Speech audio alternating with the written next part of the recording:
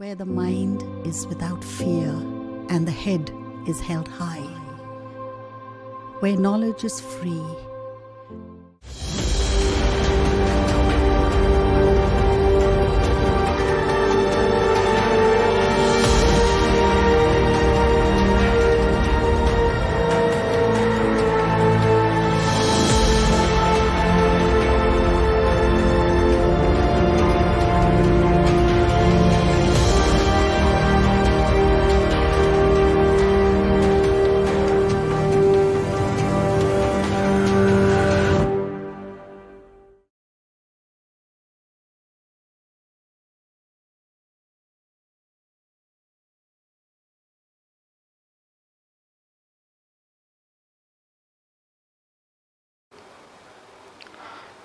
প্রিয় ছাত্রছাত্রীরা, আশা করি তোমরা ভালোই আছো।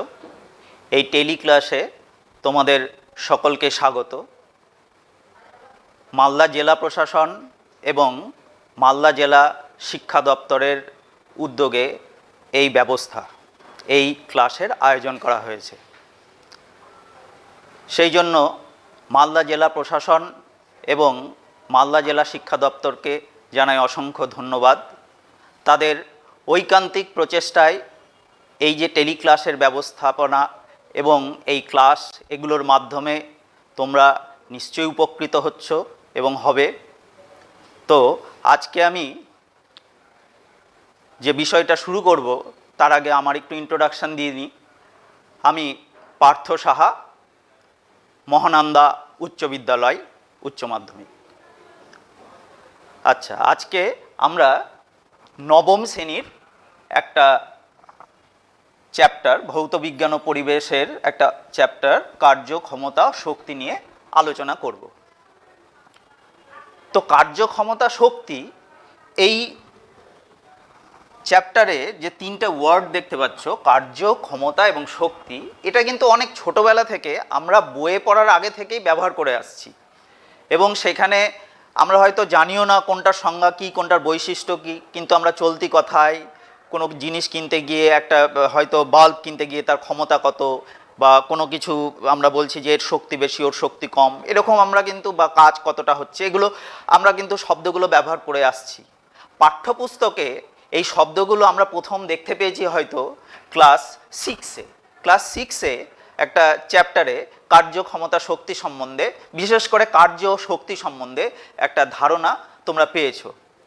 তো আমরা এই ক্লাস 9-এ, মানে নবম শ্রেণীর এই চ্যাপ্টারে কার্য, ক্ষমতা, শক্তি সম্বন্ধে আরও একটু ডিটেলসে পড়াশোনা করব এবং আলোচনা করব।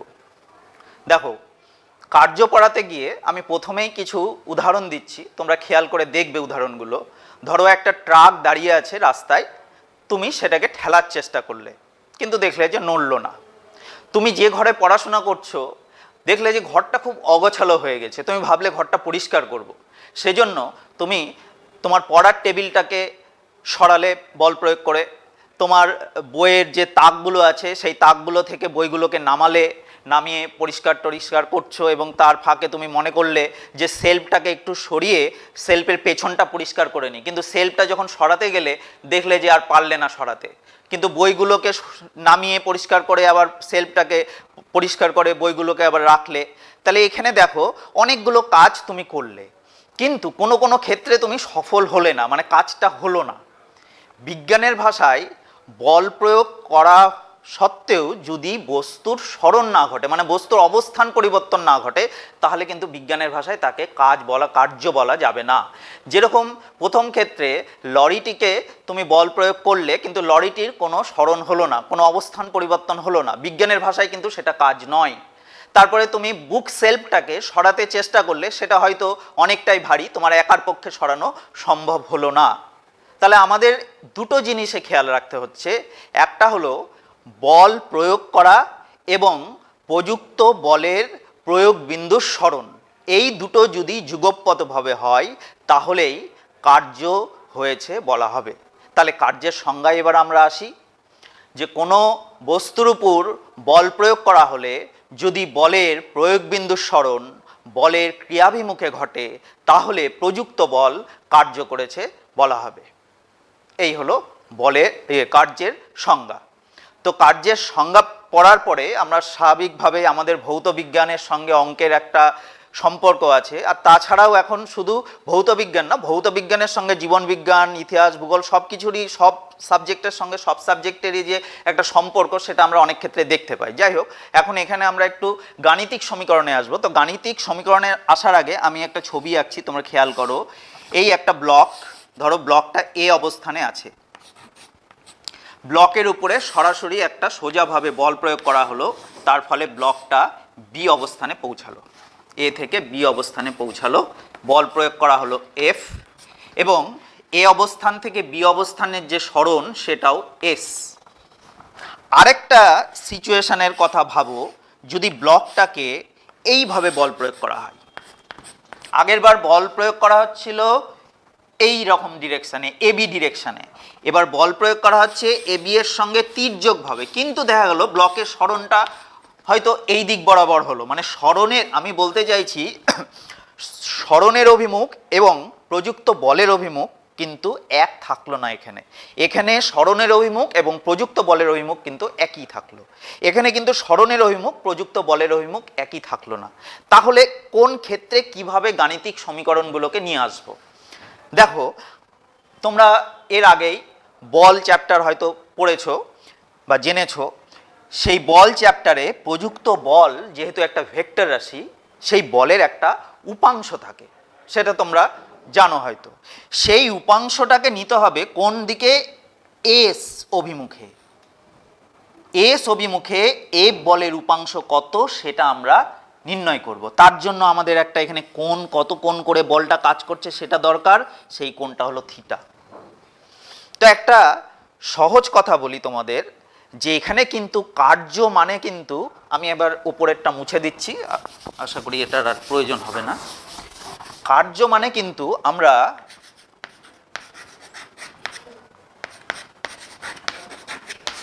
বল গুণিত সরণ শুধু এইটুকু লিখছি না, কিন্তু ভালো করে খেয়াল করো, সরণ শুধু লিখছি না, আমরা কি লিখছি? বলের ক্রিয়াভিমুখে, বলের ক্রিয়াভিমুখে বলের প্রয়োগ বিন্দুর সরণ, বলের প্রয়োগ বিন্দুর সরণ। দেখো, এই দুটোর মধ্যে পার্থক্য আছে, শুধু সরণ লিখলাম না, লিখলাম বলের ক্রিয়াভিমুখে বলের প্রয়োগ বিন্দুর সরণ।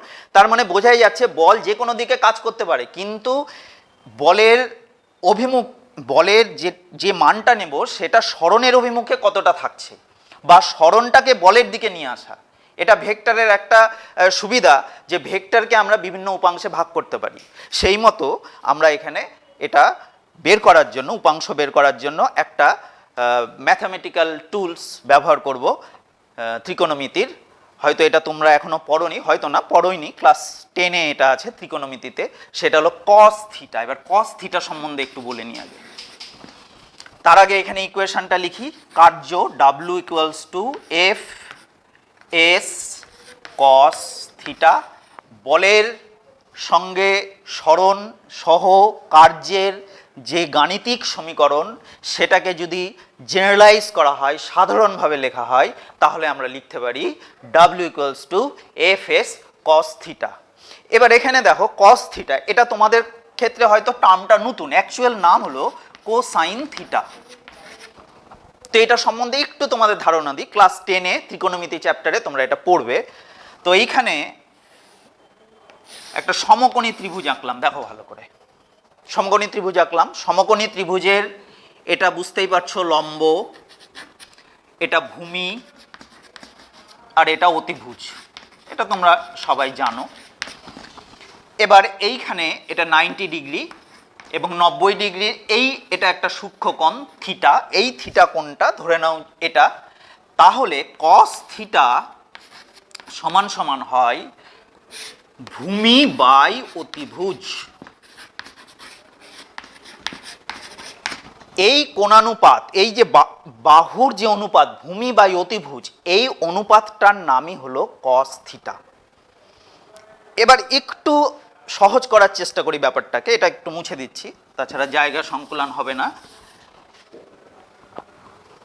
কস একটা অপারেটর, তোমরা এরকম অপারেটর গুণ, যোগ, বিয়োগ, ভাগ ইত্যাদি শিখেছো, আরও শিখবে হয়তো। তো ধরো 3 আর 3 আছে, তুমি যদি এখানে গুণ চিহ্ন বসাও তাহলে কি হয়ে যাবে 9। তাহলে দেখো গুণ চিহ্নের জন্য রেজাল্ট দিয়ে দিচ্ছে 9। এবার তুমি এখানে যদি বিয়োগ চিহ্ন বসাও রেজাল্ট দিয়ে দিল 0, তাই না? এবার তুমি যদি এখানে যোগ চিহ্ন বসাও তাহলে দিয়ে দিল 6। তাহলে যোগ, বিয়োগ, গুণ, ভাগ যেরকম সেই ধরনেরই একটা অপারেটর বা অপেক্ষক বলতে পারি, গাণিতিক অপেক্ষক কস। এটা কার উপরে কাজ করে? কোণের উপরে। তো আমরা এখন কোণটাকে ডিগ্রি এককে যদি প্রকাশ করি, কস 0 ডিগ্রির মান হয় 1। এইখানে কোণগুলো চেঞ্জ হবে, কসের মানগুলো চেঞ্জ হয়ে যাবে। তো আমাদের এই চ্যাপ্টারটা পড়তে যেগুলো মানের প্রয়োজন সেগুলো একটু বলে, সেগুলো লিখে রাখছি বা সেগুলো বলছি। তোমরা আপাতত এইটুকু এটা সম্বন্ধে জেনে রাখো, দশম শ্রেণীতে উঠে ত্রিকোণমিতি যখন পড়বে তখন আরও ডিটেলসে এটা এবং এটা সহ আরও টোটাল মোট 6টা অপেক্ষক সম্বন্ধে এরকম জানতে পারবে, কোণানুপাত সম্বন্ধে। যাই হোক, এবার কস 30 degree √3/2, cos 45 degree 1/√2, cos 60 degree half, cos 90 degree 0, cos 180 degree -1। তো এগুলো জেনে রাখো, এগুলো এখন বিস্তারিতভাবে বললে আমরা অন্য দিকে চলে যাব, আমি আর ওই প্রসঙ্গে যেতে চাইছি না। তোমরা এটা অঙ্কে আরও ভালো করে পড়বে। আমার প্রয়োজন, যেটুকু প্রয়োজন সেইটুকু একটু বলে দিলাম যাতে তোমাদের এই পোর্শন বুঝতে অসুবিধা না হয়, সেই জন্য এইটুকু আমি বলে দিলাম। আচ্ছা, এবার আমরা দেখো এখানে আসছি, এগুলো সবগুলো মান বিভিন্ন ক্ষেত্রে প্রয়োজন হতে পারে, যখন প্রয়োজন মিটে যাবে তখন মুছে দেবো। এখন দেখো এবার বলের দ্বারা কার্য, মানে বল যেদিকে ক্রিয়া করছে, বলের পক্ষে কার্য, বল যেদিকে ক্রিয়া করছে সেই দিকেই যদি কাজ হয়, আমরা যদি কাজকে এইভাবে ভাগ করতে পারি যে একটা ছাদে উঠে তুমি একটা ঢিলকে উপর থেকে ছুঁড়ে দিলে, জাস্ট ছুঁড়ে মানে ছেড়ে দিলে, ঢিলটাকে হাতে নিয়ে এইভাবে ছেড়ে দিলে, নিচে দেখলে লোকজন নাই যখন তখন ছেড়ে দিলে ঢিলটাকে। তাহলে ঢিলটাকে যখন ছেড়ে দিলে, ধরো ঢিলটা ছাড়লে, ঢিলটা আস্তে আস্তে আস্তে আস্তে ধরো কিছুক্ষণ পরে এই অবস্থানে এলো, এই ঢিলটা এই অবস্থানে এলো, সাইজ একই থাকবে অবশ্যই। আচ্ছা, তাহলে এইখানে এলো, বল কাজ করছে এদিকে। এটা কি বল আশা করি তোমরা বুঝতেই পেরে গেছো, এটা হলো অভিকর্ষজ বল, আর সরণও ঘটছে এই দিকে, সেই জন্য এটাকে বলে বলের দ্বারা কার্য বা বলের দিকে কার্য। যেদিকে বল ক্রিয়া করছে সেই দিকেই কার্যটা সম্পাদন হচ্ছে, সরণ ঘটছে, মানে বস্তুর সরণ সেই দিকেই ঘটছে। তখন আমরা লিখতে পারি, তাহলে এখানে এফ আর এস এর মধ্যে কোণ কত? যেহেতু একই রেখা বরাবর আছে, তাহলে এফ আর এস এর মধ্যে কোণ হলো 0 ডিগ্রি। তাহলে আমরা এখানে লিখতে পারি W equals to F S cos 0 degree. তাহলে cos 0 এর মান কত? 1। আমি বলেছিলাম লাগবে ওগুলো বিভিন্ন কাজে, তাহলে 1। তাহলে W equals to F S. এটা কখন? যখন বলের ক্রিয়াভিমুখে বলের প্রয়োগ বিন্দু সরণ একদম সরাসরি হচ্ছে, আমাকে কোনো কিছু চেঞ্জ করতে হচ্ছে না, বলের দ্বারা কার্য আর কি। এবার বলের বিরুদ্ধে কার্য কিরকম? এবার তুমি উল্টোটা চিন্তা করো, যে একটা ঢিলকে তুমি লম্বভাবে উপর দিকে ছুঁড়ে দিলে, তাহলে একটা ঢিলকে তুমি লম্বভাবে উপর দিকে ছুঁড়ে দিলে, ঢিলের এটা প্রাথমিক অবস্থান ছিল, এটা অন্তিম অবস্থান, এই দিকে তুমি ঢিলটাকে যখন ছুঁড়ে দিলে অভিকর্ষজ বল কিন্তু নিচের দিকে কাজ করছে, আর ঢিলটা সরণ হয়ে গেল কিন্তু উপর দিকে। তাহলে দেখো ঢিলের সরণ হলো উপর দিকে আর অভিকর্ষজ বল কাজ করছে নিচের দিকে। তাহলে এদের মধ্যে কোণ কত হলো? 180 ডিগ্রি। তাহলে W equals to F S cos 180 degree, cos 180 ডিগ্রির মান -1, তাহলে minus F S, W equals to minus F S. এটা হলো বলের বিরুদ্ধে কার্য। তো তোমরা একটা জিনিস খেয়াল করো, তোমাদের মনে হয়তো প্রশ্ন জাগতে পারে যে আমি তো এখানে বলটাকে উপর দিকে ছুড়লাম, সেখানেও তো একটা বল প্রয়োগ করলাম, তাহলে সেই বলটা কোথায় গেল? হ্যাঁ, সেই বলটার দ্বারাই কার্য হলো। তাহলে একটা ভালো করে যদি লক্ষ্য করো, এখানে তুমি যে বল প্রয়োগ করলা এই বস্তুটার উপরে, সেই বলের দ্বারা কার্য হলো কিন্তু অভিকর্ষজ বলের বিরুদ্ধে কার্য হলো। তাহলে একই সঙ্গে বলের দ্বারা কার্য, বলের বিরুদ্ধে কার্য দুটোই ঘটতে পারে, কিন্তু দুটো বল আলাদা। এই বলগুলোকে উল্লেখ করতে হবে। ধরো একটা টেবিলের উপরে একটা বই রাখা আছে, তুমি বইটাকে বল প্রয়োগ করলে, তুমি যেদিকে বল প্রয়োগ করলে বইটা সেদিকে অবস্থান পরিবর্তন করলো, বইটার স্মরণ সেদিকে ঘটলো, তাহলে এটা বলের দ্বারা কার্য হলো। এবার তুমি যদি আরেক রকম ভাবে ভাবো, যে তোমরা আগেই জেনেছো যে বস্তুর গতি প্রবণতার বিপরীত দিকে ঘর্ষণ বল, একটা বল ঘর্ষণ বল সেটা কাজ করে, তাহলে যেদিকে বস্তুটা গতিশীল আছে তার বিপরীত দিকে একটা বল কাজ করছে ঘর্ষণ, তাহলে ঘর্ষণ বলের বিরুদ্ধে কাজ হচ্ছে। তাহলে এখানে একই সঙ্গে তুমি যে বল প্রয়োগ করলা সেই বলের দ্বারা কার্য হলো, আর ঘর্ষণ বলের বিরুদ্ধে কার্য হলো। সুতরাং যখনই বলের দ্বারা কার্য বলের বিরুদ্ধে কার্যের উদাহরণ দেবে, তখন কোন বলের দ্বারা হচ্ছে বা কোন বলের বিরুদ্ধে হচ্ছে সেটা অবশ্যই উল্লেখ করবে। এরপরে আরেকটা প্রসঙ্গে আসি, সেটা হলো কার্যহীন বল। কার্যহীন বল, ধরে নাও যদি এরকম একটা অবস্থা তৈরি হয় যে তুমি যেদিকে বল প্রয়োগ করছো বস্তুর সরণ তার সঙ্গে লম্বভাবে হচ্ছে, হতেই পারে। আমরা যদি বাস্তবে কয়েকটা উদাহরণ দেখি তাহলেই দেখতে পাবো। ধরো তুমি একটা ব্রিফকেস নিয়ে সমতল রাস্তায় সোজাভাবে হেঁটে চলে যাচ্ছ, তাহলে ব্রিফকেসটা এরকম, ব্রিফকেসের উপরে অভিকর্ষজ বল নিচের দিকে কাজ করছে আর ব্রিফকেসটা এইভাবে চলে যাচ্ছে। তাহলে দেখো বাস্তব উদাহরণ, এখানে কত কোণ হলো, কত 90 ডিগ্রি। আরও উদাহরণ আছে, কীরকম? ধরো সূর্য তার চারিদিকে পৃথিবী ঘুরছে, এদের মধ্যে যে মহাকর্ষ বল কাজ করছে, আকর্ষণ বল এদিক বরাবর। আর তোমরা জানো যে কোনো বৃত্তাকার পথে কোনো বস্তু যদি ঘোরে তাহলে ওই বিন্দুতে বস্তুর সরণ হলো তার ওই ব্যাসার্ধের লম্বাভিমুখে। তাহলে এটার মান কত হয়ে গেল? 90 ডিগ্রি। সরণ আর ফোর্স বল কত? 90 ডিগ্রি হয়ে গেল। তাহলে এখানে পরিষ্কার একটা জিনিস বুঝতে পারছো যে এরকম কিছু কিছু ক্ষেত্র আছে যেখানে প্রযুক্ত বলের সঙ্গে সরণের যে কোণ সেটা 90 ডিগ্রি। সেই ক্ষেত্রে আমরা দেখব যে কৃতকার্যের মান কত হয়। দেখো এবার W = FS cos 90 degree. cos 90 ডিগ্রির মান এখান থেকে দেখো 0, তাহলে কৃতকার্যের মান হয়ে গেল কত? 0।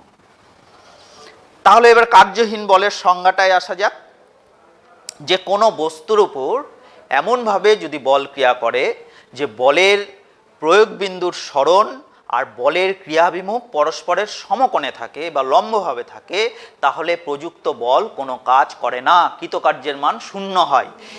এই সময় যে বলটা প্রয়োগ করা হয় সেই বলটাকে বলা হয় কার্যহীন বল, মানে বলটা কোনো কাজ করছে না, কার্যহীন বল। এবার কোন কোন ক্ষেত্রে কাজ নাও হতে পারে? তুমি একটা দেওয়ালকে ঠেললে, ওই যে প্রথমে যে উদাহরণটা দিয়েছিলাম, একটা ট্রাককে ঠেললে কিন্তু ট্রাকের সরণ হলো না, তুমি বল প্রয়োগ করছো, বল প্রয়োগ করা সত্ত্বেও যদি বস্তুটার সরণ না ঘটে তাহলে কৃতকার্যের মান কত হয়? 0। এই একটা হতে পারে।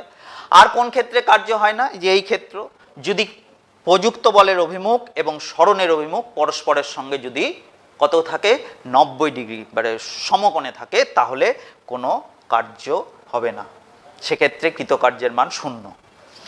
তাহলে এবার আমাদের মনে প্রশ্ন জাগতে পারে, কার্যের মধ্যে দুটো ভেক্টর রাশি আছে, একটা হলো বল, একটা হলো সরণ, তাহলে কার্য কি রাশি? কার্য কি রাশি? এই প্রশ্নটা আমাদের মনে এখন আসতে পারে, যে এর মধ্যে তো বল আর সরণ আছে, বল ভেক্টর রাশি, সরণ ভেক্টর রাশি, তাহলে কার্য কি? তোমাদেরকে বলি যে দুটো ভেক্টর রাশির গুণফল স্কেলারও হতে পারে আবার ভেক্টরও হতে পারে, মানে দুটো ভেক্টর রাশিকে গুণ করলে কখনো স্কেলার হয় আবার কখনো ভেক্টর হয়, সেটা নির্ভর করছে কিভাবে গুণটা করা হচ্ছে। তো এইখানে যেভাবে গুণটা করা হয়েছে সেটা হলো এস বা এফকে একই দিকে নিয়ে আসা হয়েছে, মানে এফ যেদিকে কাজ করছে সেই এফের মানটা এসের অভিমুখে কতটা কাজ করছে সেই দিক বরাবর নিয়ে আসা হয়েছে, মানে একই অক্ষ বরাবর তাদেরকে অ্যালাইন করা হয়েছে। সমাপতিত হয়েছে। এবং এইখানে যে প্রসেসটা ব্যবহার করা হয়েছে সেটাকে বলা হয় স্কেলার গুণন। তার মানে কার্য একটা স্কেলার রাশি। অবশ্যই মনে রাখবে, প্রশ্ন বিভিন্নভাবে আসতে পারে যে দুটো ভেক্টর রাশির গুণফলে যে একটা স্কেলার রাশি পাওয়া যায় তার উদাহরণ দাও, বা সরাসরি বলতে পারে যে কার্য কি রাশি। তো যাই হোক, কার্য স্কেলার রাশি। তাহলে এটা নিয়ে আশা করি আর কোনো কনফিউশন নেই। এবার আমরা কার্যের মাত্রা পড়ব। যে কোনো রাশি যখন পড়ব আমরা, নতুন কোনো রাশি, তার মাত্রা অবশ্যই জানতে হবে। মাত্রা জানলে তার একক গঠনে সুবিধা হয় এবং রাশিটাকে আরও সম্যকভাবে রাশিটা সম্বন্ধে আমাদের ধারণা তৈরি হয়। তাহলে আমরা কার্যের মাত্রা, এটা যেহেতু বুঝে গেছো, এবার আমি সাধারণভাবে যেটা ব্যবহার করা হয় যে কার্য মানে বল গুণ সরণ, এই প্রসঙ্গে আসছি। এখান থেকে আমরা কার্যের মাত্রা বের করব। বল মানে বলের মাত্রা গুণ, এটা আমাদের আপাতত লাগছে না,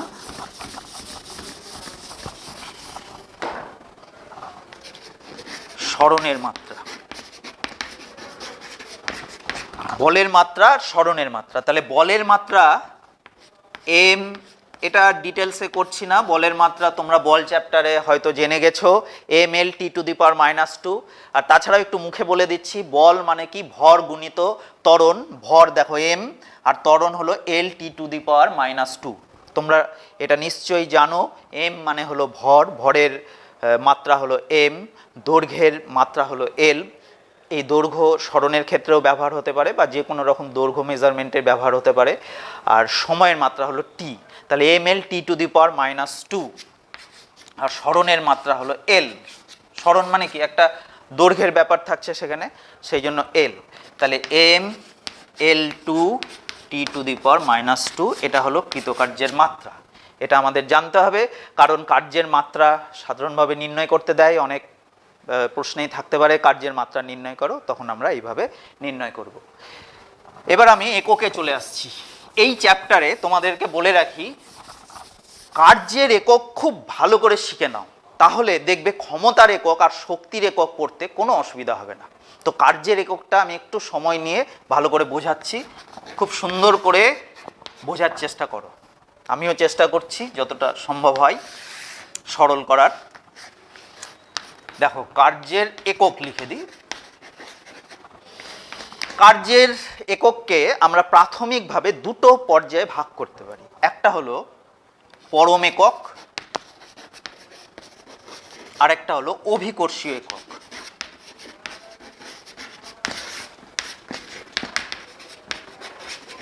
একটু লিখে রাখি এখানে W=Fs, এটা লিখে রাখি, এটা আমাদের কাজে দেবে। এবার পরম একক, অভিকর্ষীয় একক, এটাও তোমাদের কাছে নতুন নয়, তোমরা আগে এই নামগুলো শুনে থাকবে বল চ্যাপ্টার পড়তে গিয়ে।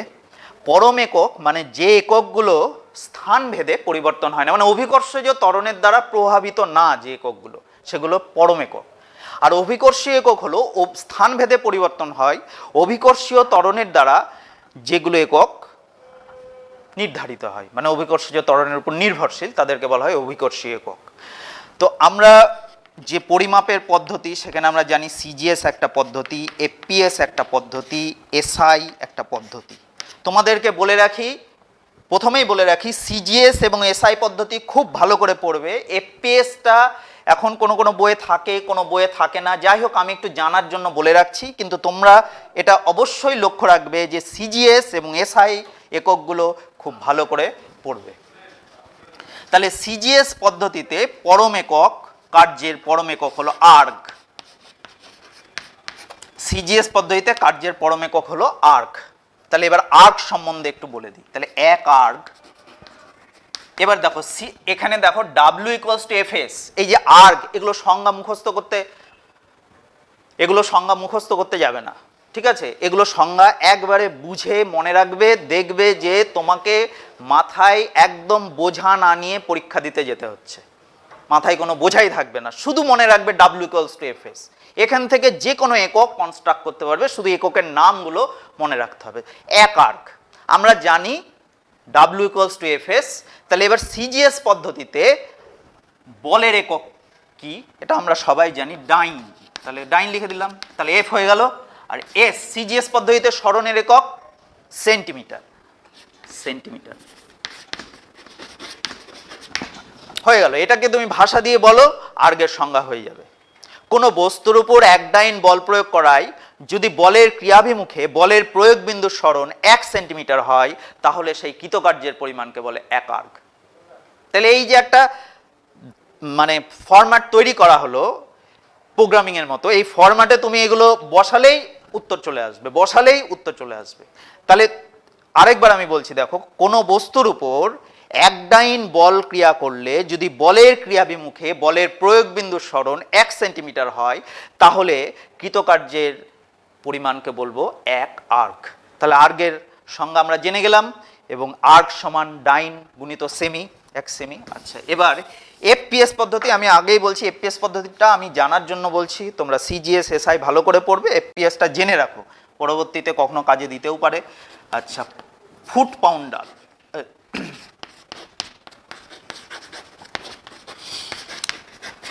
এই পদ্ধতির নামের মধ্যেই দুটো আছে। দেখো, এবার 1 ফুট পাউন্ডাল সমান সমান 1 পাউন্ডাল গুণ 1 ফুট। কোথায় থেকে পেলাম? আবার সেইখানে চলে এসো, W 1 foot poundal, F FPS পদ্ধতিতে বলের একক পাউন্ডাল আর স্মরণের একক ফুট। তাহলে কোনো বস্তুর উপর 1 পাউন্ডাল বল প্রয়োগ করা হলে যদি বলের ক্রিয়াভিমুখে বলের প্রয়োগ বিন্দুর স্মরণ 1 ফুট হয়, তাহলে কৃতকার্যের পরিমাণ হবে 1 ফুট পাউন্ডাল। হয়ে গেল। এবার আমরা এসআই পদ্ধতিতে আসি, জুল। এবং মনে রাখবে এটাই সবচেয়ে ব্যবহার হয়, কার্যের এই এককটা ব্যবহারিক এককের মধ্যে পড়ে জুল, এবং এটা সবচেয়ে বেশি ব্যবহার হয়। তাহলে 1 জুল মানে, আবার এফ এসআই পদ্ধতিতে নিউটন, এসআই পদ্ধতিতে স্মরণ মিটার, তাহলে 1 মিটার। তাহলে এবার আবার ওই ভাষা দিয়ে ওই একই রকম ভাবে বলতে হবে, কোনো বস্তুর উপর 1 নিউটন বল প্রয়োগ করলে যদি বলের ক্রিয়াভিমুখে বলের প্রয়োগ বিন্দুর স্মরণ 1 মিটার হয়, তাহলে সেই কৃতকার্যের পরিমাণকে বলা হয় 1 জুল। এবার আরেকটু বলে নিই যে এসআই পদ্ধতিতে কার্যের একক জুল পড়লাম, এছাড়াও আরও কিছু ব্যবহারিক একক আছে, যেরকম কিলো জুল। 1 কিলো জুল মানে হলো 10 টু দি পাওয়ার 3 জুল। আবার মেগাজুল, 1 মেগাজুল মানে 10 মেগা মানে জানো পাওয়ার 10 to the power 6 joule, megajoule. 1 megajoule মানে 10 টু দি পাওয়ার 6 জুল। তাহলে কার্যের ব্যবহারিক একক জুল, কিলো জুল এগুলোই বেশি, কোনো কোনো ক্ষেত্রে মেগাজুল ব্যবহার হতে পারে। এবার আমরা সিজিএস এবং এসআই পদ্ধতির কার্যের এককের মধ্যে সম্পর্ক বের করব। তাহলে 1 জুল সমান কত আর্গ? 1 জুল মানে আমরা কি জানলাম একটু আগে, 1 নিউটন গুণিত 1 মিটার। এবার তোমরা বলে পড়েছো 1 নিউটন মানে হলো 10 টু দি পাওয়ার 5 ডাইন। তাহলে 1 নিউটন মানে সিজিএস এ আসতে গেলে 10 to the power 5 dyne into 1 metre মানে 100 centimetre, 10 to the power 2 centimetre. তাহলে হয়ে গেল কত? 10 টু দি পাওয়ার 7 ডাইন সেমি মানে আর্গ। তাহলে 1 জুল মানে 10 to the power 7 erg, 1 joule মানে 10 টু দি পাওয়ার 7 আর্গ। এই সম্পর্কটা খুব ভালো করে বুঝে তৈরি করে রাখবে, এটা বিভিন্ন ক্ষেত্রে কাজে দেবে।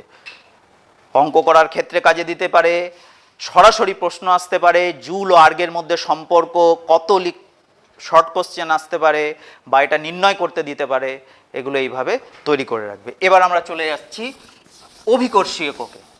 সিজিএস পদ্ধতিতে কার্যের অভিকর্ষী একক হলো গ্রাম সেমি।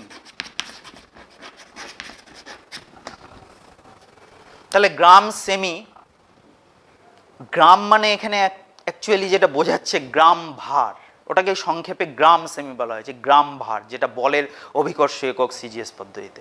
তাহলে গ্রাম সেমির সংজ্ঞাটা কিভাবে দেব? 1 গ্রাম ভর বিশিষ্ট কোনো বস্তুকে অভিকর্ষজ বলের বিরুদ্ধে লম্বভাবে 1 সেন্টিমিটার উপরে তুলতে যে বলের প্রয়োজন যে কার্যের প্রয়োজন তাকে বলা হয় গ্রাম সেমি। 1 গ্রাম ভরের একটা বস্তুকে অভিকর্ষজ বলের বিরুদ্ধে 1 সেন্টিমিটার উপরে তুলতে লম্বভাবে যে কার্যের প্রয়োজন হয় সেই কার্যটাকে বলবো 1 গ্রাম সেমি। সেরকম এফপিএস পদ্ধতিতে ফুট পাউন্ড 1 পাউন্ড ভরের কোনো বস্তুকে অভিকর্ষজ বলের বিরুদ্ধে লম্বভাবে 1 ফুট উপরে তুলতে যে কার্য করা হয় তাকে বলা হয় 1 ফুট পাউন্ড। আর কিলোগ্রাম মিটার এসআই পদ্ধতিতে কিলোগ্রাম মিটার। 1 কিলোগ্রাম ভর বিশিষ্ট কোনো বস্তুকে অভিকর্ষজ বলের বিরুদ্ধে লম্বভাবে 1 মিটার উপরে তুলতে যে কার্যের প্রয়োজন হয় তাকে বলা হয় 1 কিলোগ্রাম মিটার। তাহলে তোমরা এগুলো বুঝতে পারলে। এবার ব্যাপারটা হলো যে অভিকর্ষীয় একক থেকে পরম এককে কি করে আসবো, এদের মধ্যে কি কোনো সম্পর্ক আছে? অবশ্যই আছে। আমি একটা নিয়ে দেখাচ্ছি, তাহলে তোমরা বুঝতে পারবে ব্যাপারটা। ধরো 1 কিগ্রা মিটার, এটা হলো এসআই পদ্ধতিতে কার্যের অভিকর্ষীয় একক। মানে 1 কিগ্রা মানে 1 কেজি ওয়েট, মানে কিলোগ্রাম ভার গুণিত 1 মিটার। 1 কিলোগ্রাম ভার মানে কি 1 কিলোগ্রাম, তার সঙ্গে এসআই পদ্ধতির অভিকর্ষজ ত্বরণ দিয়ে গুণ করতে হবে 9.8/81 metre per second square into 1 metre. তাহলে কত হলো 9.8 জুল। তাহলে 1 কিগ্রা মিটার মানে 9.8 জুল। তাহলে 1 গ্রাম সেমি সমান কত আর্গ হবে? 981 বা 980 আর্গ। কারণ সিজিএস পদ্ধতিতে যে অভিকর্ষজ ত্বরণ সেই মানটা নেব আর তার পাশে পরম এককের এককটা বসাবো। 1 গ্রাম সেমি সিজিএস পদ্ধতিতে অভিকর্ষীয় একক, তাহলে সিজিএস পদ্ধতিতে অভিকর্ষীয় একক গ্রাম সেমি। তাহলে সিজিএস পদ্ধতিতে অভিকর্ষজ ত্বরণের মান কত? 981 বা 980 আমরা ব্যবহার করে থাকি, 980। তাহলে এবার 980 আর্গ হয়ে যাবে। তাহলে এইভাবে আমরা অভিকর্ষীয় একক থেকে পরম এককে আসতে পারবো। এই হলো কার্যের একক সম্বন্ধে আমরা জানলাম। এবার কার্যের একক সম্বন্ধে এখানে পরিষ্কারভাবে তোমরা যদি এখানে একটা ধারণা তৈরি করে নাও তাহলে দেখবে ক্ষমতার একক এবং পরবর্তীতে শক্তির এককে অনেক সুবিধা হবে।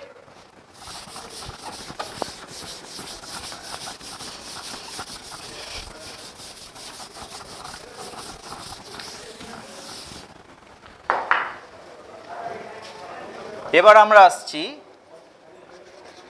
ক্ষমতা।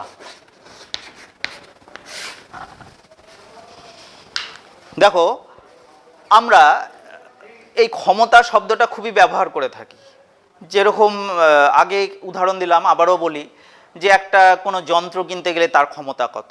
একটা বাল্ব কিনছি সিএফএল বা এলইডি, তার কত ওয়াট, বাল্বের ক্ষেত্রে ওয়াট ক্ষমতা কত ওয়াট, বা কত হর্স পাওয়ার যখন মেশিন কোনো যন্ত্র কিনছি, জলের পাম্প ইত্যাদির ক্ষেত্রে।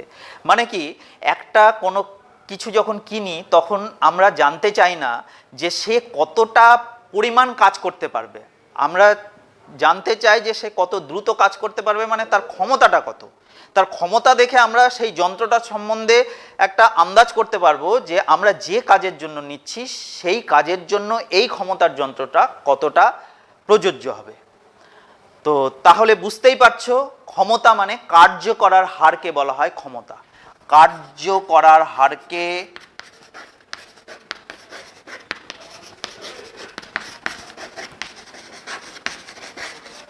ক্ষমতা বলে। কার্য করার হারকে ক্ষমতা বলে, অবশ্যই সময়ের সাপেক্ষে। সময়ের সাপেক্ষে কার্য করার হারকে বলা হয় ক্ষমতা। তাহলে কার্য মানে আমরা যদি এইভাবে লিখি ক্ষমতা সমান সমান কৃতকার্য বাই সময়। তাহলে যে সময়ে কাজটা হচ্ছে সেই সময় দিয়ে যদি আমরা ভাগ করে দিই কৃতকার্যটাকে তাহলে আমরা পেয়ে যাব ক্ষমতা। তাহলে ক্ষমতা পাওয়ার পি ইকুয়ালস টু W/T, তাই তো? এবার এইখানে ডাব্লুটাকে এর আগেই আমরা জেনেছি, ডাব্লু মানে হলো F/S এর গুণফলে ডাব্লু, টি দিয়ে ভাগ। তাহলে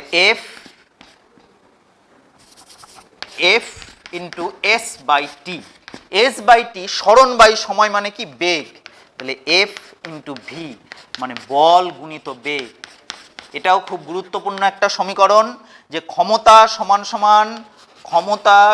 সমান বল গুণিত বেগ, ক্ষমতা সমান সমান বল গুণিত বেগ।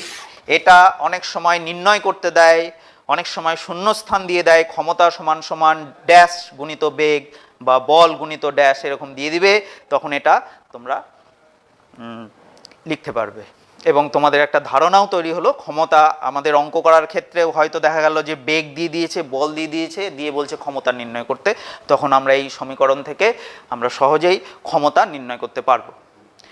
এবার এদের গুণফলটা কার্যের ক্ষেত্রে আমরা এগুলো নিয়ে ডিটেলসে আলোচনা করেছি, সেখানে দেখলে এটা স্কেলার গুণফল, স্কেলার রাশি, সেই জন্য ক্ষমতাও একটা স্কেলার রাশি, ক্ষমতাও একটা স্কেলার রাশি। এটা অবশ্যই মনে রাখবে, ক্ষমতা হলো একটা স্কেলার রাশি, ক্ষমতা একটি স্কেলার রাশি। কৃতকার্যের মতো ক্ষমতা একটি স্কেলার রাশি, যদিও তাদের মধ্যে ভেক্টর রাশি আছে, কিন্তু ওই যে আগে বললাম, আবার একটু মনে করিয়ে দিই যে ভেক্টর রাশির গুণফল এখানে এমনভাবে গুণ হয়েছে যেটাকে স্কেলার গুণফল বলা হয়, সেই জন্য ক্ষমতা একটা স্কেলার রাশি। আচ্ছা, এবার ক্ষমতার মাত্রা, তাহলে কার্যের মাত্রা,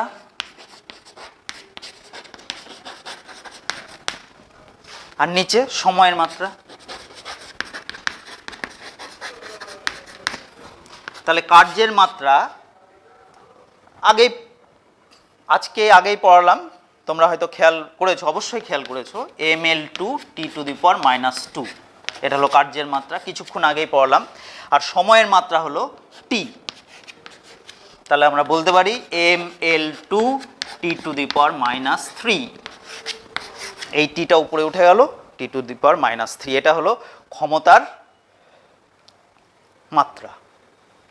আচ্ছা, এবার আমরা ক্ষমতার একক সম্বন্ধে পড়ব। আমি কিছুক্ষণ আগেই তোমাদের বললাম যে কার্যের একক যদি ভালো করে জেনে যাও তাহলে ক্ষমতা বা শক্তির এককে কোনো অসুবিধা হবে না। ক্ষমতার একক দেখো, এখানেও যদি আমরা ওই ফরম্যাটটাকে ইউজ করি যে পরম একক, অভিকর্ষী একক,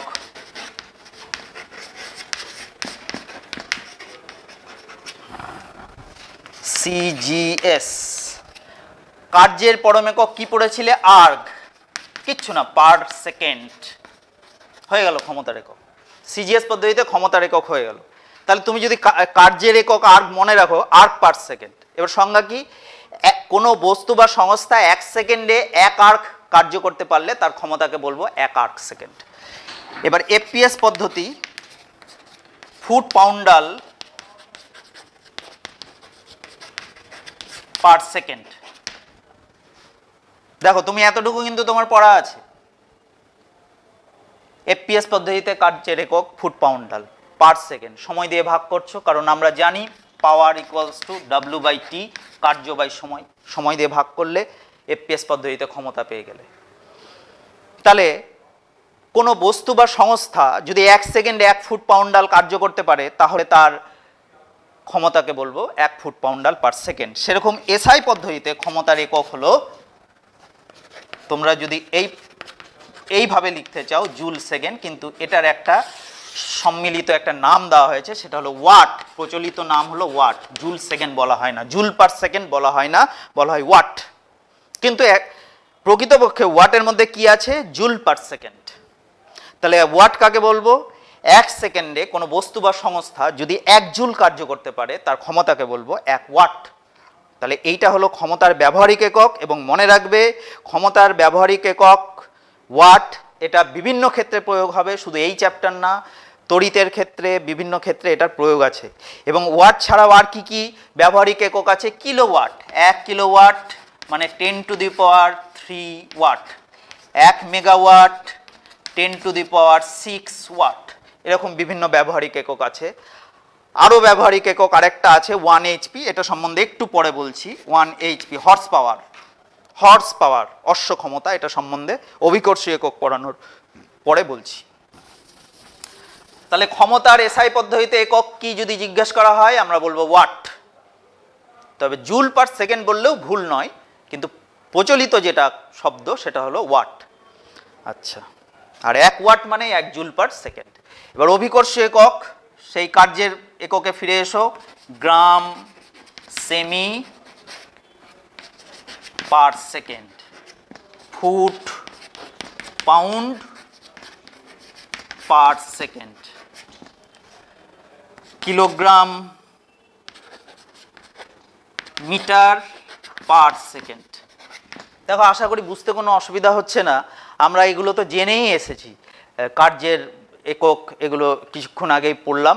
তাহলে গ্রাম সেমি পার সেকেন্ড তার মানে কি, ওই যে কার্যের ওখানে যে সংজ্ঞাটা দিয়েছিলা গ্রাম সেমির, সেইখানে শুধু সেকেন্ডটা জুড়ে দাও, 1 সেকেন্ডে কাজটা কতক্ষণে হচ্ছে এটা ডিফাইন করে দিলেই, ভাগ করে দেওয়া হলো সেই সময় দিয়ে, তাহলে আমরা পেয়ে যাব ক্ষমতা। যেমন 1 গ্রাম ভরবিশিষ্ট কোনো বস্তুকে 1 সেকেন্ডে, যেটা আগের বার বলছিলাম না কার্যের এককের সংজ্ঞা দিতে গিয়ে, এবার সেটা বলছি যে কত সময় হচ্ছে 1 সেকেন্ডে। 1 গ্রাম ভরবিশিষ্ট কোনো বস্তুকে 1 সেকেন্ডে অভিকর্ষজ বলের বিরুদ্ধে লম্বভাবে 1 সেন্টিমিটার উপরে তুলতে যে ক্ষমতার প্রয়োজন হয় তাকে বলা হয় 1 গ্রাম সেমি পার সেকেন্ড। সেরকম foot pound per second, 1 pound ভরবিশিষ্ট কোনো বস্তুকে প্রতি সেকেন্ডে বা 1 সেকেন্ডে অভিকর্ষজ বলের বিরুদ্ধে 1 ফুট উপরে তুলতে যে কার্যের প্রয়োজন হয় তাকে বলা হয় 1 ফুট পাউন্ড, যে ক্ষমতার প্রয়োজন হয় তাকে বলা হয় 1 foot pound per second. Kilogram metre per second, 1 kilogram ভরবিশিষ্ট কোনো বস্তুকে 1 সেকেন্ডে অভিকর্ষজ বলের বিরুদ্ধে লম্বভাবে 1 মিটার উপরে তুলতে যে ক্ষমতার প্রয়োজন হয় তাকে বলা হয় 1 কিলোগ্রাম মিটার পার সেকেন্ড। দেখো এফপিএস পদ্ধতিটাকে আমি বললাম যে হালকা করে রাখতে, সিজিএস আর এসআইটাই বেশি আসে, কিন্তু ক্ষমতার ক্ষেত্রে এটা খুবই গুরুত্বপূর্ণ। ক্ষমতার ক্ষেত্রে এটা খুবই গুরুত্বপূর্ণ। আমি একটু আগে একটা ক্ষমতার ব্যবহারিক এককের নাম বললাম, অশ্ব ক্ষমতা, এবং সেটা পড়াতে গিয়ে বললাম যে একটু পরে বলছি। এবার অশ্ব ক্ষমতায় দেখো এটা কি করে আসছে। এবার এগুলো মুছে দিচ্ছি, এগুলো আর লাগবে না। ক্ষমতার একটা গুরুত্বপূর্ণ একক, তুমি যদি জলের মেশিন বা পাম্প এগুলো কিনতে যাও তাহলে তুমি দোকানে গিয়ে বললে ওরা বুঝতে পারবে 1 হর্স পাওয়ারের মেশিন নেবে না 1/2 হর্স পাওয়ার না 2 হর্স পাওয়ার। এরকম গাড়ির ক্ষেত্রেও বিভিন্ন হর্স পাওয়ার এই টার্মটা ইউজ হয়। তো অশ্ব ক্ষমতা, অশ্ব ক্ষমতা এইচপি হর্স পাওয়ার, 1 অশ্ব ক্ষমতা মানে হলো 550 ফুট পাউন্ড পার সেকেন্ড। এটা যদি না থাকতো তাহলে কি বলতে, 1 পাউন্ড ভর বিশিষ্ট, এখানে 550 আছে, 550 পাউন্ড ভর বিশিষ্ট। 550 পাউন্ড ভর বিশিষ্ট কোনো বস্তুকে প্রতি সেকেন্ডে অভিকর্ষজ বলের বিরুদ্ধে লম্বভাবে 1 ফুট উপরে তুলতে যে ক্ষমতার প্রয়োজন হয় তাকে বলে 1 অশ্ব ক্ষমতা। আবার একবার বলছি, অশ্ব ক্ষমতার সংজ্ঞা ভালো করে বুঝে নাও, এগুলো কিন্তু কখনোই মুখস্থ করতে যাবে না, এমনভাবে পড়বে, কনসেপ্ট তৈরি করবে যে তোমাকে মাথায় কোনো বোঝা না নিয়েই পরীক্ষা দিতে যেতে পারবে, বা এগুলোর সম্বন্ধে তোমার একটা সম্যক ধারণা থাকবে যে তোমাকে মেমোরির দিকে তাকাতে হবে না, তুমি শুধু একটু এইটুকু যদি মনে রাখতে পারো তাহলেই হয়ে যাবে। টোটাল সংজ্ঞা মনে রাখার কোনো দরকার নেই।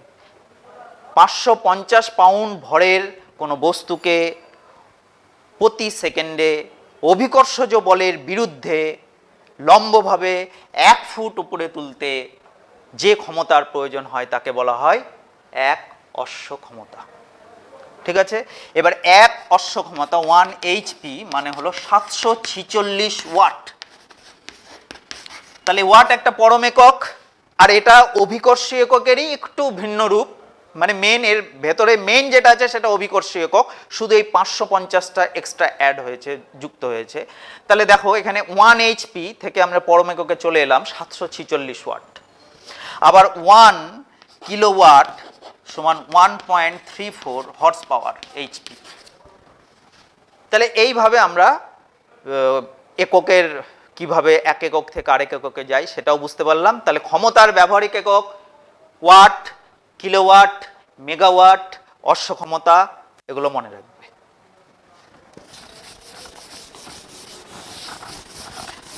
তাহলে এই চ্যাপ্টারে কার্য ক্ষমতা সম্বন্ধে যা পড়ালাম এটা হলো তাত্ত্বিক যা পড়া, মানে থিওরি পোর্শন যদি বলো তাহলে এগুলোই আমাদের আছে, এখানে থিওরি পোর্শনে আর কিছু নেই তোমাদের সিলেবাস অনুযায়ী। তো আমরা এবার একটু গাণিতিক নিউমেরিক্যাল প্রবলেমে আসব। তো নিউমেরিক্যাল প্রবলেম আমরা এখন শুরু করব। দেখো বোর্ডে একটা নিউমেরিক্যাল প্রবলেম লেখা আছে, 10 কেজি ভরের বস্তুকে 5 মিটার উপরে তুলতে কত কার্য করতে হবে। ধরো এই ধরনের একটা সমস্যা আমাদের সামনে এসছে, তো আমরা এটাকে কিভাবে সলভ করব। তাহলে বস্তুর ভর সব সময় যেগুলো ডেটা দেওয়া থাকবে অঙ্কে, সেই ডেটাগুলোকে আগে লিখে নিবে। তাহলে তুমি কোন ফর্মুলা বা কোন লাইনে অঙ্কটাকে নিয়ে যাবে তুমি সেটা পরিষ্কার বুঝে যেতে পারবে। তাহলে বস্তুর ভর 10 কেজি, বস্তুর সরণ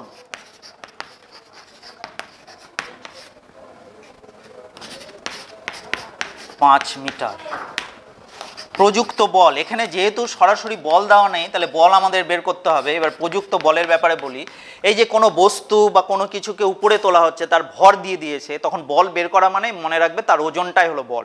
যে আমি এই ডাস্টারটাকে এখান থেকে এখানে তুলছি, মানে এর ওজনটাকে আমি বল হিসাবে ভাবছি, এই বলের বিরুদ্ধে কাজ করে আমাকে এখানে তুলতে হলো ডাস্টারটাকে। তো এই রকম এইসব ক্ষেত্রে বল বের করতে গেলে অভিকর্ষজ ত্বরণ দিয়ে গুণ করতে হবে। এবার অভিকর্ষজ ত্বরণ দেওয়া আছে কিনা প্রশ্নে সেটা দেখবে, এখানে কিন্তু দেওয়া নেই। দেওয়া না থাকলে তোমাকে স্ট্যান্ডার্ড যে অভিকর্ষজ ত্বরণ সেই অভিকর্ষজ ত্বরণটা ধরতে হবে, আর যদি দেওয়া থাকে যেটা দেওয়া থাকবে সেটা ধরবে। তো এখানে দেওয়া নেই, তার মানে আমরা এসআই পদ্ধতিতে অভিকর্ষজ ত্বরণ 9.8 মিটার পার সেকেন্ড স্কোয়ার ওটা ধরবো। তাহলে kg metre per second square, তাহলে হয়ে গেল 98 নিউটন এই বল। তাহলে কৃতকার্য বল গুণিত সরণ, তাহলে বল হলো 98 আর সরণ 98 নিউটন, আর সরণ হলো 5 মিটার। এটাকে গুণ করো,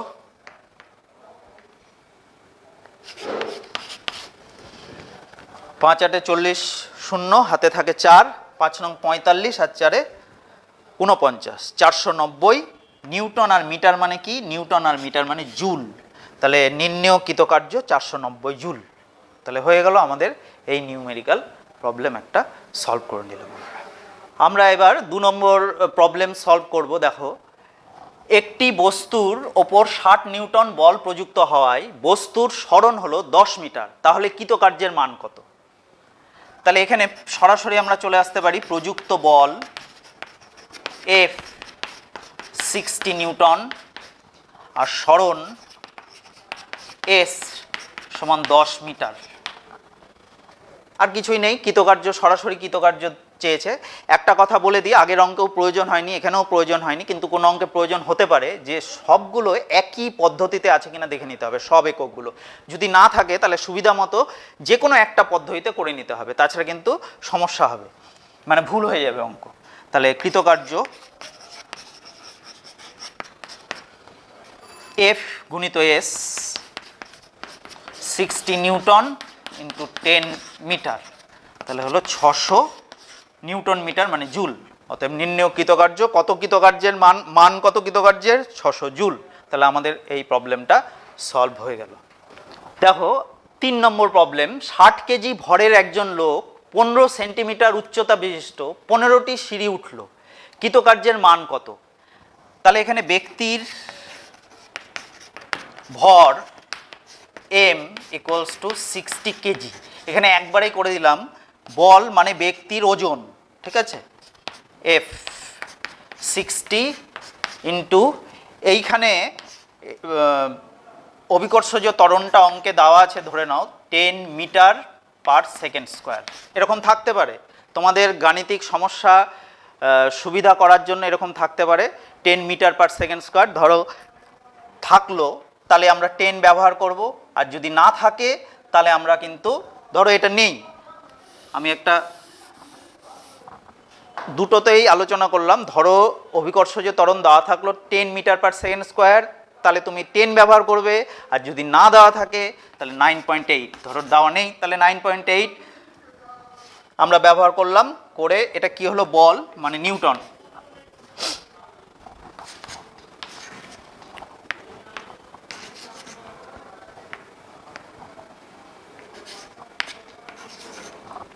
দেখো গুণটা দেখে নাও, 6 48 8 হাতে 4, 6 নং 54 আর 4 58 তো নিউটন।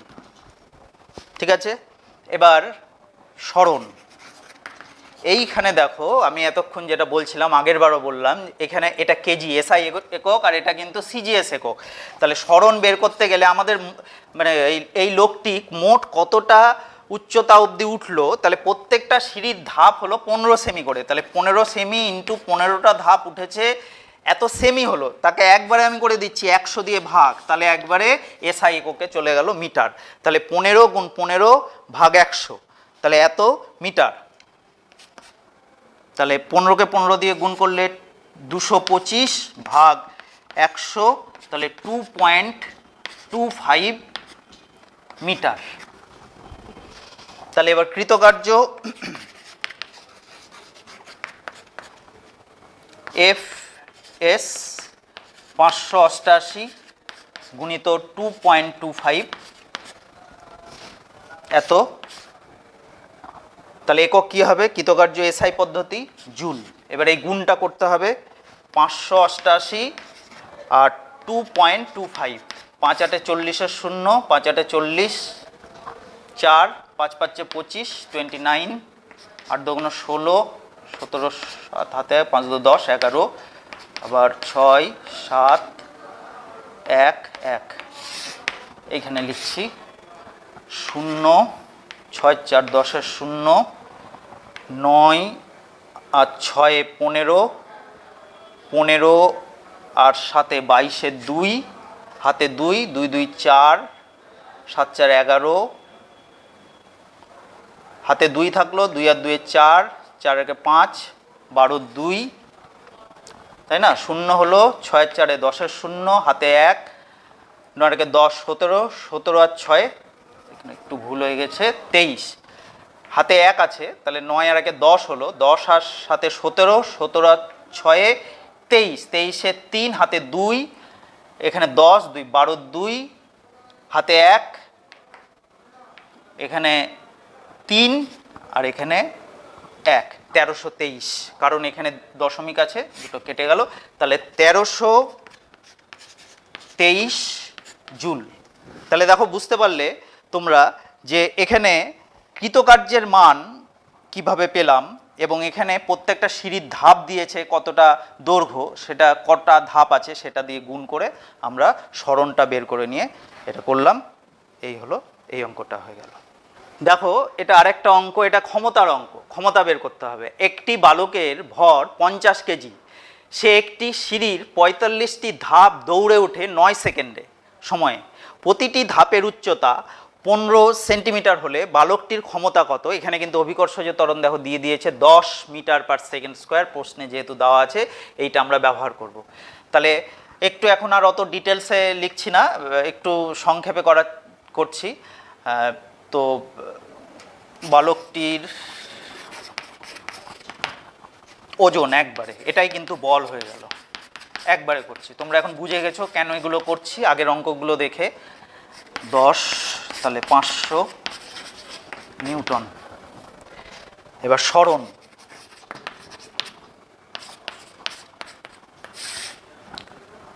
পঁয়তাল্লিশটি ধাপ, প্রত্যেকটা 15 সেমি, এটা সেন্টিমিটারে বেরোলো, এসআই করতে হবে 100 দিয়ে ভাগ, এত মিটার।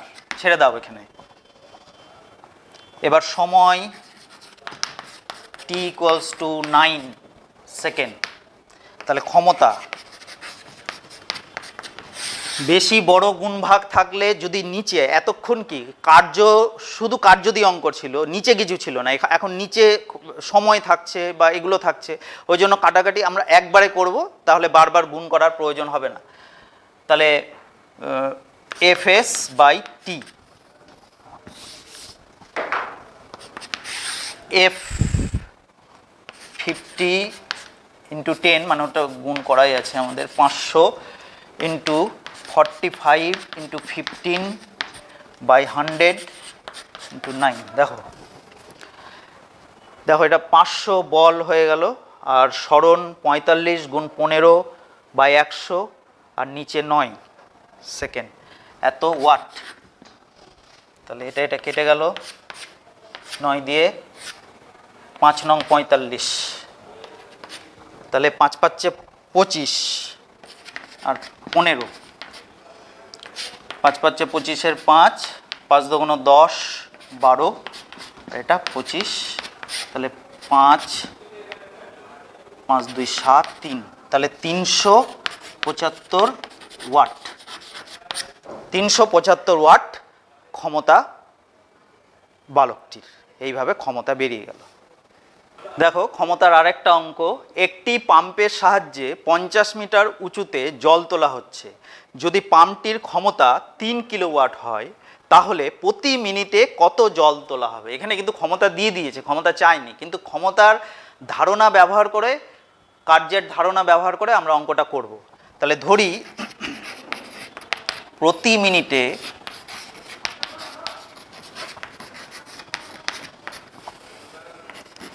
m কেজি জল তোলা হবে। তাহলে বল কত, m ইন্টু 10, অভিকর্ষজ ত্বরণ দিয়ে গুণ, তাহলে এটা নিউটন হয়ে গেল বল। সরণ কতটা উচ্চতা অবধি তুলতে হয়েছে, 50 মিটার। সময় কত সময়ে তোলা হয়েছে, 1 মিনিট মানে 60 সেকেন্ড। সব সময় মনে রাখবে সময়কে সেকেন্ডে করে নিতে হবে, কারণ যে কোনো পদ্ধতিতেই আমাদের সময়ের একক হলো সেকেন্ড, মূল একক সেকেন্ড। আচ্ছা তাহলে এবার ক্ষমতা দিয়ে দিয়েছে, ক্ষমতা কত দেওয়া আছে, ক্ষমতা আছে পি 3 কিলোওয়াট, মানে আমরা এটা স্ট্যান্ডার্ড ইউনিটে নিয়ে আসি ওয়াটে, তাহলে 3000 ওয়াট। এবার উপরের প্রশ্নটা মুছতে হচ্ছে, তাছাড়া জায়গা পাওয়া যাবে না। তাহলে এবার দেখো ক্ষমতা P ইকুয়ালস টু, আমরা জানি F into T by S, F into S by T, মানে ফোর্স ইন্টু ডিসপ্লেসমেন্ট, সরণ বাই সময়। এবার একটু যদি আমরা এটাকে এরকম করে নিই, ঠিক আছে, এফ পি গুণ টি বাই এস। এবার এফের জায়গায় কি বসাবো, এফের জায়গায় বসাবো এম ইন্টু 10, এম ইন্টু 10। আচ্ছা এবার পি এর জায়গায় কত বসাবো, পি এর জায়গায় ক্ষমতা 3000 ওয়াট, 3000। পি এর জায়গায় হয়ে গেল, টি এর জায়গায় কত বসাবো, 60। আচ্ছা আর কি থাকলো, নিচে সরণ, সরণের জায়গায় 50। তাহলে M equals to 3000 60 by 50 into 10,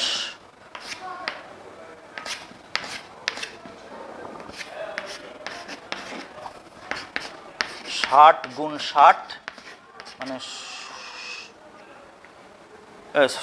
sorry এটা 6 হবে, 5 দিয়ে 300-কে কাটছো, তাহলে 5 6 30, 60।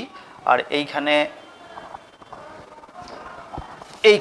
শূন্য তো আগেই কাটা চলে গেছে, ওই জন্য 6, 60 আর 6 আর 50টা তো এরা, তাহলে 0 আর 6 6 36, 360। তাহলে বুঝতে পারলে ব্যাপারটা। এখানে একটু এই জায়গাটা একটু তোমাদের গোলমেলে লাগতে পারে, ভালো করে একটু বুঝে নাও। এখান থেকে আরেকবার বলছি, P equals to F into S by T, F এসটাকে এদিকে নিয়ে এলাম, P into T, F equals to P into T by S. এবার এখানে এফের জায়গায় দেখো, এফের জায়গায় বল এম ইন্টু 10, আর পি এর জায়গায় 3000 ওয়াট, তারপরে টাইম 60 মিনিট, আর সময় সরণ 50 মিটার। এবার এখান থেকে 10টাকে এদিকে নিয়ে এলাম, এই শূন্যের সঙ্গে এই শূন্য কাটলো, এই শূন্যের সঙ্গে এই শূন্য কাটলো, 300-কে 5 দিয়ে কাটলাম 60, আর এখানে 6, তাহলে 360। তাহলে কতখানি জল তোলা যাবে, অতএব এটাই হয়ে গেল উত্তর। অতএব প্রতি মিনিটে এম এর জায়গায় লিখে দিই 360 কেজি জল তোলা হবে, এটাই হয়ে গেল আনসার। তাহলে এই হলো ক্ষমতার অঙ্ক। তাহলে দেখো আমরা কার্য ক্ষমতা এই দুটো নিয়ে আজকে আলোচনা করলাম এবং এইটা বেশ কিছু প্রবলেম সলভ করলাম। এরকম তোমরা বিভিন্ন যে বইগুলো আছে বা কোশ্চেন ব্যাংক যেখান থেকেই হোক বিভিন্ন প্রশ্ন উত্তরগুলো নিজেরা চেষ্টা করবে। এবং তার সঙ্গে বলে দিই, আগেই কিন্তু ওগুলোতে হাত দেওয়ার আগে, প্রশ্ন উত্তর করার আগে তোমরা গোটা বিষয়টা মানে এই চ্যাপ্টারের যে কার্য এবং ক্ষমতা যেটা আমি পড়ালাম সেটা তোমরা বই দেখে খুব সুন্দরভাবে বুঝে আমার পড়ানোর সঙ্গে মিলিয়ে তোমরাও নিজের মতো করে একটা নিজের কনসেপ্ট তৈরি করবে আগে। তারপরে এই সমস্ত নিউমেরিক্যাল প্রবলেম বা অন্য যে প্রশ্নগুলো আছে সেগুলো সলভ করার চেষ্টা করবে। আশা করি তোমরা নিশ্চয়ই এগুলো সলভ করতে পারবে। তোমরা সুস্থ থাকো এবং ভালো থাকো।